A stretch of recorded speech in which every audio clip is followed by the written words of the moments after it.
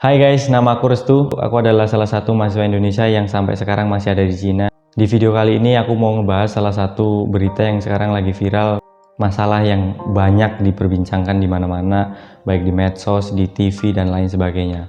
Jadi masalahnya itu adalah ada salah satu pekerja Indonesia yang diperlakukan tidak senonoh di salah satu kapal milik Cina, di mana jasadnya itu dibuang ke laut setelah dia meninggal. Mereka dipekerjakan dengan tidak normal karena waktu istirahat itu sangat sedikit sekali, dan perlakuan mereka pun juga tidak manusiawi terhadap pekerja itu.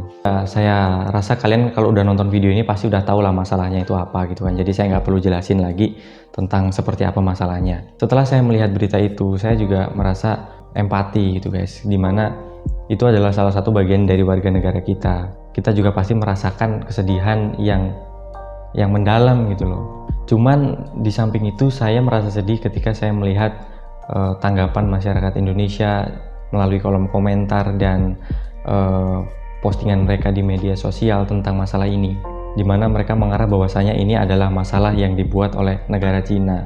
Berkata di kolom komentar, Cina komunis, tidak punya hati, Cina seperti ini, Cina seperti itu, musnahkan saja Cina, putus saja hubungan kerja dengan Cina, dan masih banyak komentar-komentar negatif lainnya tentang masalah ini. Saya tahu bahwasanya ini adalah tindakan yang sebenarnya memang salah. Cuman saya rasa kalian semua tahu bahwasanya memadamkan api itu pastikan dengan air. Nggak usahlah kita tambah perburuk suasana ini. Saya tidak menyalahkan masalah itu dipublikasikan. Saya senang gitu. Memang masalah itu ya harus diketahui banyak orang, harus dipublikasikan, harus diperluas infonya. Cuma yang saya salahkan adalah respon kalian terhadap masalah ini. Itu menurut aku salah banget gitu. Walaupun pasti ada di antara kalian yang masih open minded dan menganggap ini ya masalah, cuman nggak sampai kemana-mana gitu. Karena begini guys, sebenarnya saya rasa juga kalian juga udah tahu kalau masalah ini sebenarnya sumbernya itu dari perorangan, dari oknum. Tapi saya nggak tahu kenapa kalian malah membawa masalah ini seolah-olah dibawa oleh Cina gitu loh. Saya mengajak kalian semua untuk berpikirlah di sini, dimana masalah ini sangat mungkin terjadi di negara kita. Sangat mungkin banget, sangat mungkin. Saya ngajak kalian untuk flashback lah ke belakang. Kalau kalian sekarang bisa ngomong seperti itu, apa tanggapan kalian terhadap orang-orang Indonesia seperti dulu kita pernah tahu ada yang namanya Umar Patak. Kalian tahu juga ada Abu Sayyaf, Santoso. Gitu. Itu orang Indonesia kan mereka. Janganlah yang dulu-dulu lah, kita agak majuin lah yang masih baru lah. Siapa yang baru? Reinhardt, kalian tahu Reinhardt pasti kan? Saya semua tahu lah Reinhardt seperti apa. Terus ada tuh YouTuber dia yang bagi-bagi sembako padahal isinya sampah. Mereka itu warga negara Indonesia. Apakah kalian itu mau dijat sama seperti mereka?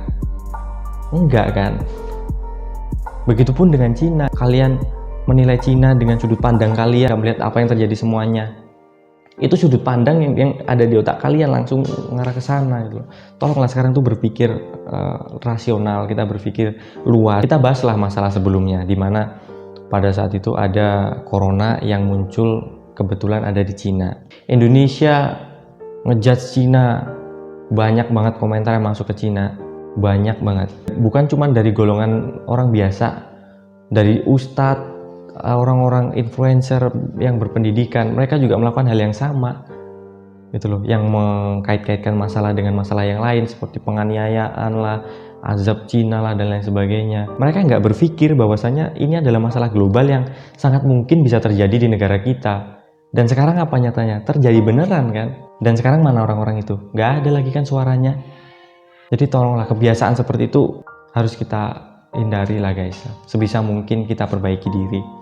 Kalau kalian lihat itu banyak banget berita yang beredar kalau misalnya virus itu dibuat untuk keperluan Cina, virus itu dibuat sebagai senjata biologis. Itu kan masih pendapat orang, belum ada bukti konkret yang menyatakan itu adalah fakta. Tapi karena langsung menghujat ini itu dan segala macam. Ada yang bilang kalau itu adalah karena ada pasar yang menjual binatang-binatang yang nggak lazim. Kalian nggak melihat di Indonesia tuh juga ada tempat seperti itu. Kalian googling aja, ada nama kota namanya Tomohon. Di sana juga jual kelawar, ular, kucing, anjing, babi hutan, dan hewan lainnya. Semuanya ada sama. Artinya kan Indonesia juga berpeluang punya masalah seperti itu. Cuman karena pas kebetulan munculnya di Cina, jadi kalian langsung hujatnya ke sana. Lalu untuk komentar yang mengatakan bahwasanya putuskan saja hubungan dengan negara Cina. Cina nggak punya hati. Cina itu nggak manusiawi. Kalian nggak tahu ya. Memang benar di Indonesia itu ada data kasarnya itu sekitar 23.000 pekerja Cina yang ada di Indonesia. Tapi apakah kalian tahu kalau di Cina ada 80.000 orang Indonesia yang bekerja di sini? 80.000 orang, nggak ada separuhnya. Nggak ada separuhnya tuh jauh banget. Terus kalian mau memutuskan gitu aja? 80.000 orang ini bakal kehilangan pekerjaan kalau itu diputus gitu loh. Saya di sini sebagai mahasiswa di Cina. Kita ambil contoh lain lah. Kalau kalian bilang pemerintah Cina itu nggak punya hati, pemerintah Cina itu nggak punya hati nurani. Perlu kalian tahu ya, kami itu di sini kuliah gratis. Pemerintah Cina itu ngebuka beasiswa untuk mahasiswa Indonesia yang mau kuliah di sini gratis. Biaya kuliah, tempat tinggalnya sangat memadai. Listrik, AC, kulkas, air panas, semuanya, kasur, tinggal nempatin udah. Yang penting kita di sini mau belajar. Cuman apa itu pernah dibahas di media Indonesia? Nggak pernah kan? Saya di sini selama masa corona ini dari bulan Januari sampai sekarang dicek tiap hari, sehari 2 kali dicek kesehatan, dicek suhu tubuh. Sebegitu perhatiannya mereka sama kami mahasiswa Indonesia di sini. Di kota aku aja ini, Nanjing, itu ada lebih dari 1.000 mahasiswa Indonesia di sini, dan semuanya mendapatkan perlakuan yang sama. Mereka dikasih bantuan makanan, masker, vitamin. Cuman apakah hal ini dibahas di Indonesia? Di media Indonesia ada yang ngebahas? Nggak ada kan? Makanya itulah saya di sini ngajak kalian untuk berpikir lebih luas. Biar kalian tahu guys, negara kita itu adalah negara berkembang. Jauh dibandingkan Cina ekonominya. Cina mau bekerja sama dengan kita, mau loh. Memberikan sumbangsi, memberikan beasiswa pada mereka yang mau menempuh pendidikan di sini. Begitu baiknya mereka memberikan itu. Mereka mau benar-benar maju bareng-bareng, mau memajukan Indonesia. Tapi apa tanggapan kita terhadap masalah ini? Ada kesalahan seperti itu langsung menghujat. Oh gila guys, Indonesia tuh negara kecil. Indonesia tuh benar-benar masih kecil jauh kalau dibandingkan dengan Cina. Kalian mau memutuskan hubungan dengan Cina, Cina itu nggak bakal terpengaruh apa-apa sama Indonesia. Dia tuh negara besar yang kerjasama hampir dengan seluruh negara di dunia. Kehilangan Indonesia tuh nggak berarti apa-apa. Aku yakin loh, aku yakin banget nggak mungkin semaju sekarang Indonesia. Teknologi yang kalian gunakan, ilmu pengetahuan yang ada beberapa yang diterapkan itu berasal dari Cina. Bukan cuma itu, dari banyak sisi lah, obat-obatan dan lain sebagainya. Sebegitu pendeknya pikiran kalian langsung mengarah ini adalah kesalahan Cina.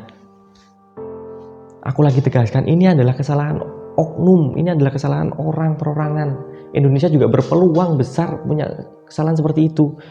Karena nggak semua orang di negara Indonesia itu adalah orang yang benar, orang yang baik. Indonesia ada pencuri, ada maling, ada begal. Apakah semua orang Indonesia mau dikatakan maling? Apakah orang Indonesia mau dikatakan begal? Enggak kan? Ini buat kalian, kenapa saya sekarang take video ini pakai batik? Biar kalian tahu guys, walaupun sekarang aku ada di Cina, aku sekolah di sini, aku tetap sayang, aku tetap cinta sama Indonesia.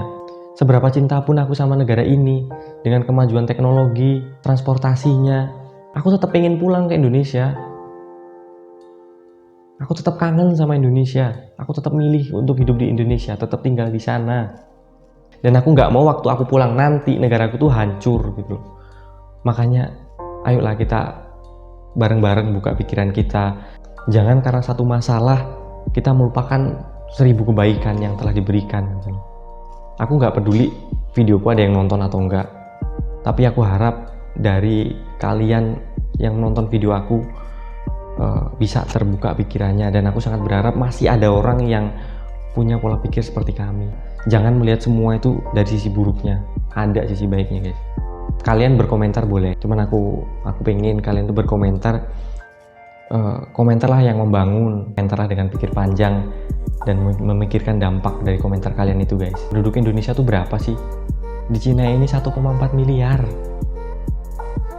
Kenapa mereka diam? Kenapa mereka nggak berkomentar?